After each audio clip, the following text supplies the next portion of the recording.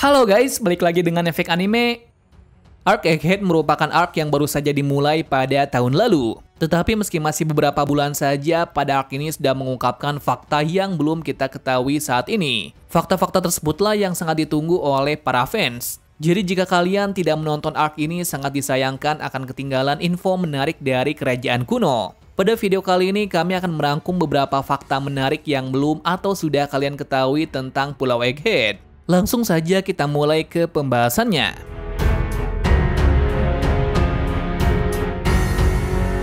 Pulau milik pemerintahan.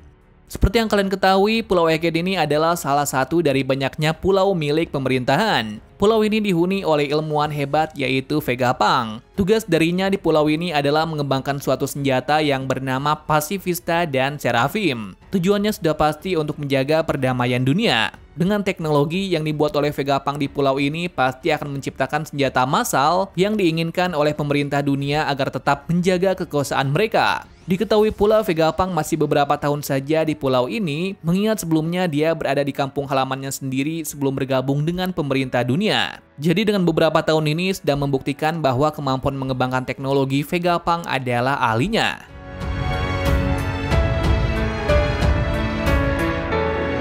Tempat kelahiran Seraphim. Kenapa kita menamakan tempat kelahiran Seraphim? Hal ini didasarkan dari kata-kata Vegapunk beberapa waktu yang lalu, yang mana dia mengatakan bahwa disinilah tempat lahir atau dibuatnya yang namanya Seraphim. Di sini juga belum diketahui wujud asli dari Seraphim ini karena terlihat dari perawakan dan sifatnya memang memiliki sifat seperti manusia bukan cyborg. Ini bisa kita lihat dari Stussy yang sangat tidak terlihat seperti Seraphim, malah terlihat seperti manusia biasa. Padahal sudah kita ketahui Stussy adalah hasil eksperimen pertama dari Vegapunk. Nah, yang dimaksud tempat kelahiran dari Seraphim masih terdengar agak aneh dikarenakan kata terlahir sendiri pastinya ada yang namanya pertumbuhan. Lantas apakah benar Seraphim ini bisa bertumbuh?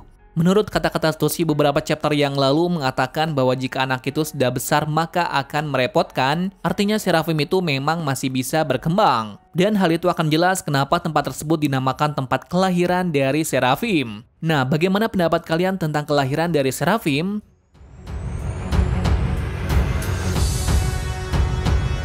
Ingatan dari Kuma. Jika kalian mengingat chapter 1074, kalian pasti akan mengetahui fakta yang satu ini.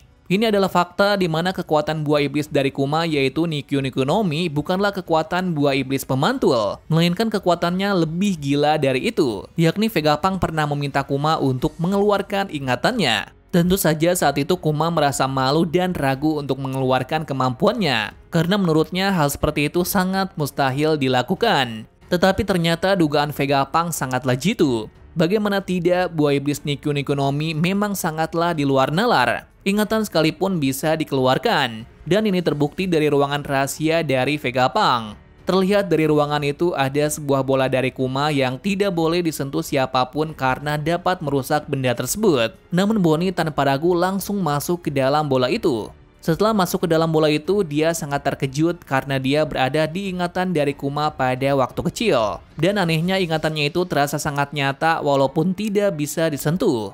Pertanyaannya, untuk tujuan apa Vegapunk ingin mengeluarkan ingatan-ingatan tersebut? Seperti yang kita tahu bahwa ini masih sangat sulit untuk dipahami karena belum ada penjelasan hal itu di manganya. Lalu dari kabar yang beredar baru-baru ini tentang ending One Piece menurut Goldie Roger dari Reddit, dia mengatakan kalau nantinya Luffy akan berada di masa lalu tepatnya pada abad kekosongan. Tetapi caranya itu masih belum diketahui, sehingga kami berpikir bahwa jawabannya mungkin akan sama seperti Bonnie yang masuk ke ingatan dari Kuma. Lantas jika Luffy ingin melihat ingatan dari masa-masa itu, siapakah orang yang berasal dari masa lalu? Jawabannya sudah ada dan Luffy pernah menemuinya pada salah satu arc. Yap, tak lain orang yang sangat tepat untuk masa-masa itu hanyalah Zunisha si gajah yang tak lain adalah teman dari Joy Boy. Nah, jika Vegapunk bisa menggunakan Kuma untuk mengeluarkan ingatan dari Zunisha, maka mereka sudah pasti mengetahui seluruh informasi dari abad kekosongan. Dan orang yang sangat pantas masuk ingatan tersebut adalah Luffy. Jadi mungkin seperti ini jalan satu-satunya untuk bisa masuk ke abad kekosongan.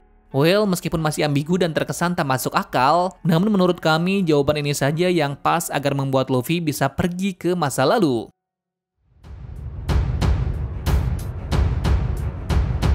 Sumber energi Pulau Egghead.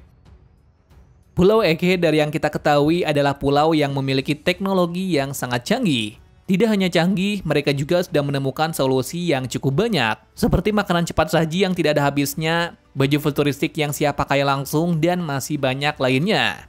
Nah, ternyata sumber daya dari semua teknologi ini adalah api. Belum diketahui seperti apa sumber daya api yang mereka miliki dan di mana tempatnya. Satu hal yang pasti, energi api ini kurang efisien. Lilith pernah berkata kalau api digunakan secara terus-menerus maka akan cepat habis. Maka dari itu mereka berniat untuk mencari sumber daya lain agar tidak menguras biaya, sehingga mereka bisa memfokuskan untuk membuat teknologi baru.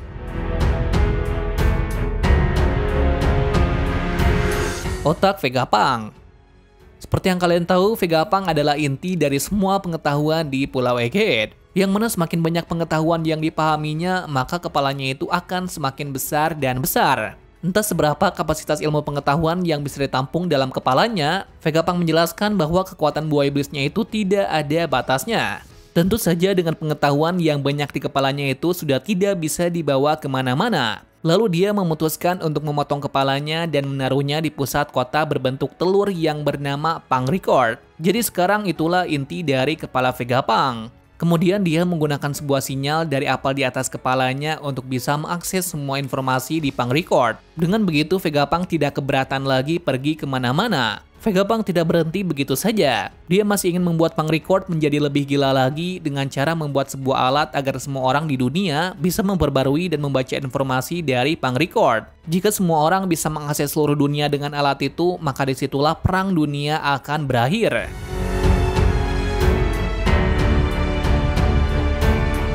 Robot kuno.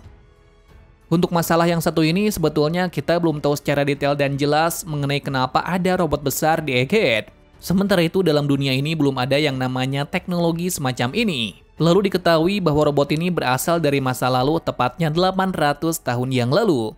Entah apa tujuan terbentuknya robot perang ini, namun teknologi di masa lalu lebih maju dari Egghead. Tidak hanya itu saja, diketahui pula pada 200 tahun yang lalu robot ini pernah rusuh di Marijua untuk tujuan tertentu. Tetapi pada akhirnya pemerintah dunia bisa menangkapnya dan meminta para ilmuwan untuk menghancurkannya tanpa sebab. Atas kecurigaan tersebut, para ilmuwan tidak jadi menghancurkannya karena mereka tidak mengetahui sumber daya dari robot kuno tersebut.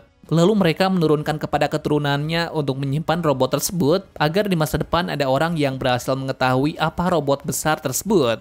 Bila kita lihat dari penampilannya saat ini, robot ini seperti tertikam besi yang panjang ke dalam perutnya itu, bukan katana. Kenapa kami bilang seperti ini? Alasannya sudah pasti karena besi tersebut seolah menembus badan dari robot itu dan sedikit ada kerusakan di sekitar besi tersebut. Kami berpikir bahwa pemerintah dunia bisa menangkapnya karena berhasil menghancurkan inti dari robot besar ini.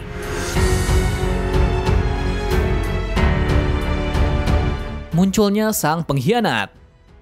Dalam arc kali ini sepertinya banyak pengkhianatan yang terjadi dan secara tak terduganya si pengkhianat itu berasal dari Angkatan Laut. Orang pertama yang berkhianat adalah Sentomaru, yakni dia berkhianat kepada Angkatan Laut karena dia dipaksa oleh Vegapunk untuk menghentikan CP0.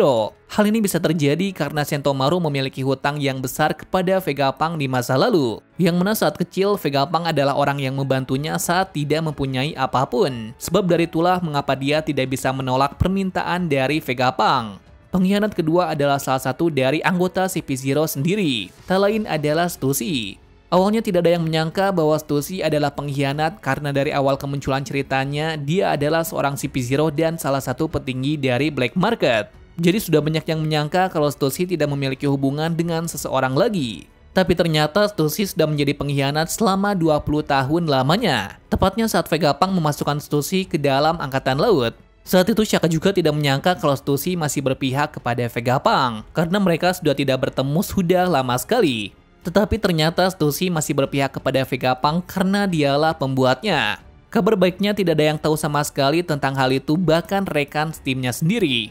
Kemudian pengkhianat ketiga adalah Kaku dan Lucci. Walaupun belum sepenuhnya menjadi pengkhianat, tetapi jika kita lihat dari spoiler yang beredar, mengatakan kalau Lucci dan Kaku kini bertarung bersama Luffy dan Zoro melawan Seraphim. Mereka bisa bergabung seperti itu dikarenakan Seraphim juga berniat untuk membunuhnya. Dan yang mengutus Seraphim ini belum diketahui. Tetapi sudah jelas hal ini akan mengarah kepada Gorosei J. Garcia Saturn yang datang ke Pulau Egghead.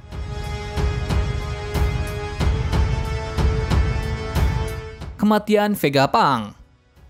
Masalah yang satu ini sebenarnya belum diketahui jawabannya benar atau tidak. Namun setelah mengetahui kalau Kizaru dan salah satu Gorosei datang ke Pulau Egghead, rasio kematian Vegapunk meningkat sangat drastis. Karena kita tahu pastinya seorang Gorosei memiliki kekuatan yang sangat tidak masuk akal. Contohnya saja seperti Im Sama yang baru-baru ini mengeluarkan kekuatan yang bisa menghancurkan pulau sekalipun. Lantas seperti apa kekuatan Gorosei ini? Pastinya juga tak kalah mengerikan dan mungkin kekuatannya di atas dari Yonko. Bukan hanya itu saja, dengan kedatangannya ke sini juga bisa merebut kendali dari semua Seraphim. Maka sudah pasti pihak dari Luffy sudah pasti tersudut. Karena Seraphim itu sangat kuat, apalagi di sana juga ada Kizaru yang siap membunuh para bocah tersebut. Dengan kata lainnya, Luffy dalam kondisi yang sangat-sangat buruk. Dan kemungkinan paling besar adalah Vegapunk akan benar-benar mati.